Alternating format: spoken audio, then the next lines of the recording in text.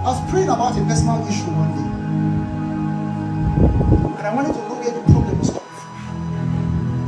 And I was speaking in tongues. I began to pray. I took it as a project. And I began to pray with all the faith in my heart. I began to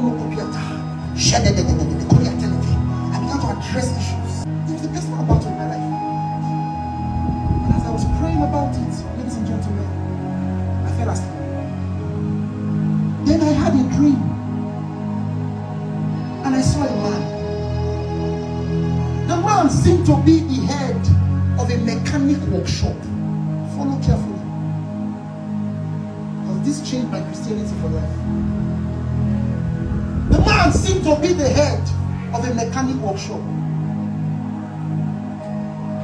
And then he had so many boys around him who were apprentices. This was in my dream now.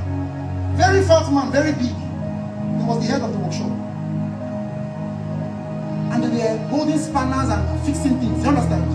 Then I was walking past inside the workshop. Then the man said to me, he said, "You come." Remember, I was praying about an issue and I slept off. The man said to me, he said, "You come." Then he called one of his boys. He said, "Fix ancestral battle for him." Aye. And they are panic over here. There's a God we serve now.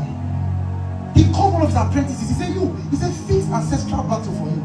It was like when they say fix his wheelspanner, you understand? He said, help him fix it.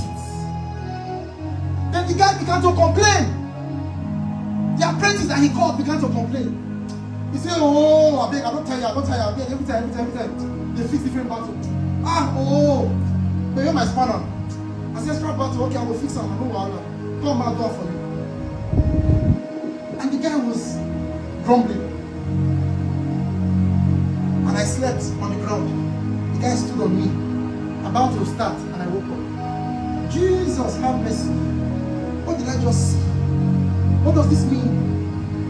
What does this mean? What does this mean? I continue to pray. I don't know what it means. Holy Ghost interprets. Holy Ghost interprets. And I heard in my spirit, Kenneth Hagin. Kenneth Hagin. Kenneth Hagin. Kenneth Hagin is a man of God that has died many years ago.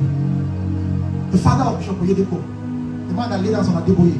I was hearing his name as I was praying. I'm hearing Kenneth Hagin. I don't even know what I'm hearing. So I picked my phone. And I heard a sermon. I can't remember because I think it's all over that. I heard a sermon. So I typed the sermon. And I typed Kenneth Hagin. And a message came out. It was Kenneth Hagin. I clicked the video. And I began to watch the video. Ladies and gentlemen, and Kenneth Hagin read from John 11:43. Lazarus, come forth. And he came out tied hand and leg. And Kenneth Hagin said, and Jesus said to the people around, "Lose him and let him go." And Kenneth Hagin said, when people answer the altar call, it is Lazarus' comfort. But we, the disciples, are the ones he tells, lose them and let them go. Hey! It was like there was light in my room. It's like fire hit my room. This God is real. It was as if somebody was sitting on my side. I was going to encounter. I just had a dream. I'm praying now. I hear a man of God's name. I open a video on YouTube, and the man is interpreting my dream. That the man who has the mechanic workshop is God, and the apprentices are the men of God on the earth. Am I communicating? So I could now understand why the apprentice was grumbling. Because there are many that God has sent, but are grumbling. There are people that destinies are titled, but they are reluctant. There's a realm of koinonia that the human mind cannot understand.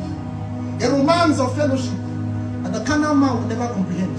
Spirit, beckon on me, and I will come. There are men that God has called, and they refuse to go. Hey! In the dream, the apprentice was grumbling. Oh, another ancestral battle case again. I beg. I have come out for you fast. He did it grumbling. And Kenneth Hagin said, it is God that says Lazarus come forth. But it is the men around that lose him and let him go. So there are many who God has called. They came forth. But lose him and let him go is deliverance. somebody that tells you Christianity there's no deliverance, if you believe it, listen, just remember that as you are believing it, you have only one life.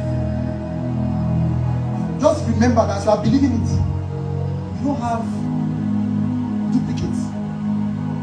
Anyhow you experiment with this life, that's how it will be for you. If you now finally believe in deliverance at 73,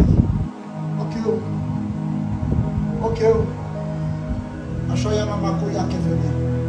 Lose him and let him go. Christianity light has come. Since that day, nobody can tell me, you will not tell me anything. No. Do you understand? It's better I pray a prayer and grow up in Christianity to realize I didn't need to pray it, than not to pray a prayer and grow up in old age and wish I prayed it. Am I communicating? Am I communicating?